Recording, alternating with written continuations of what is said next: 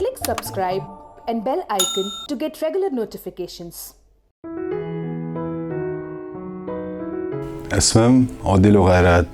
O'zbekistonda gepatit B va D kasalliklari bo'yicha hamda jigarimda sirroz borligini bilib, O'zbekistonda doktor Umid va Hindistonda Yashoda hospitalini menejeri Nitin Salgotra, Mr. Nitin Salgotra bilan suhbatlashib, Hindistonning Haydarobod shahridagi Yashoda hospitaliga jigar transplantatsiyasi qilish uchun kelgandim.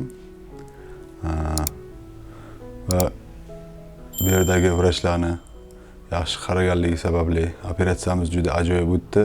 Operatsiya qilishlarini aytishgandi. Ushbu operatsiyada mana muvaffaqiyatli chiqib, mana 25 kun bo'ldi operatsiyamiz tugaganiga. Holatimiz juda yaxshi. Bunga bizga katta yordam bergan vrachlar, asosiy doktor Dharmesh Kapoor hamda ularning yordamchilari, doktor Balbin Singh, Venugopal, doktor Hari Krishna janoblariga o'z minnatdorchiligimni bildirmoqchiman. Ularga kattadan katta rahmat aytmoqchiman. Biz mana ayolim bilan birga kelib shu operatsiyani o'tkazdik. Ayolim mana hozircha holati yaxshi, o'zimda ham holatim ancha yaxshi. Bularga katta minnatdorchilik bildirmoqchiman. Rahmat. Recently, we had the opportunity of treating a young man from Uzbekistan. His name is Odilov G'ayrat. This gentleman had been on our follow-up at this hospital for the last few months. We diagnosed him to be suffering from hepatitis B virus and hepatitis delta virus related cirrhosis. We had initially initiated him on medical treatment, but over a period of time we found that he started to develop features of liver failure. We call this decompensation. It started to get a little jaundiced. He started to collect a little bit of fluid in the belly as well as in the feet, and started having features which are called as typically the hepatitic features. So feeling run down, loss of energy, loss of concentration, not feeling hungry, and all the time feeling unwell.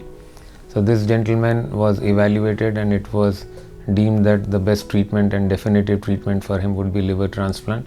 And the same was suggested and discussed at length with the family as well as the referring physician from Uzbekistan.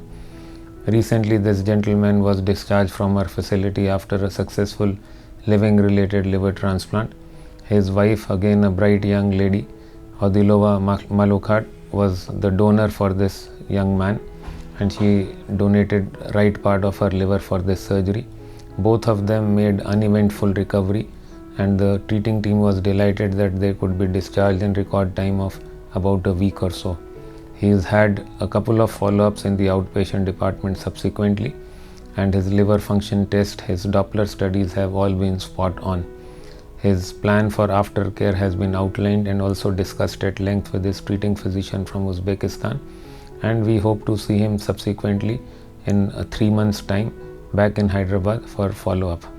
Now, hepatitis B and delta co-infections are extremely common in that part of the world, and we get an opportunity to see these patients from time to time. Hepatitis delta is very uncommon in our population, so you hardly ever get to see a patient in India who's not from abroad and has got this infection. Hepatitis delta is an orphan virus, and it always requires the presence of hepatitis B so that it can produce injury to the liver. The patients can suffer either from a co-infection, that means both the two viruses will enter the host at the same time, or a superinfection, which means that someone who's already been infected with hepatitis B virus gets a superinfection with hepatitis delta virus.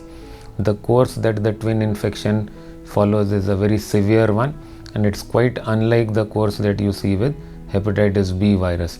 So hepatitis B virus can be treated with drugs which are called nukes or nucleoside or nucleotide agents, but these agents, they do not work when somebody has got the twin infection. So if someone has got good liver function and they have got twin infection, we can treat them with a medicine called interferon or pegylated interferon. But if the patient presents late in the course of illness, as happened with Mr. Odilov Gairat, in these situations one has to opt in for transplant. Patients who have got decompensated chronic liver disease cannot be given interferon treatment, and our experience has been that these patients actually they go downhill very rapidly. So the timing of the transplant is of utmost importance. So before they start to develop any other features like presence of hepatocellular cancer or very rapid downhill course in the form of deep jaundice, recurrent infections, encephalopathy, GI bleed, so on and so forth, the transplant should be offered to them in a timely manner. We hope that this message is able to also go far and wide, and people who treat patients who've got tin infections can have a good opportunity of doing the needful for this patient population. Thank you.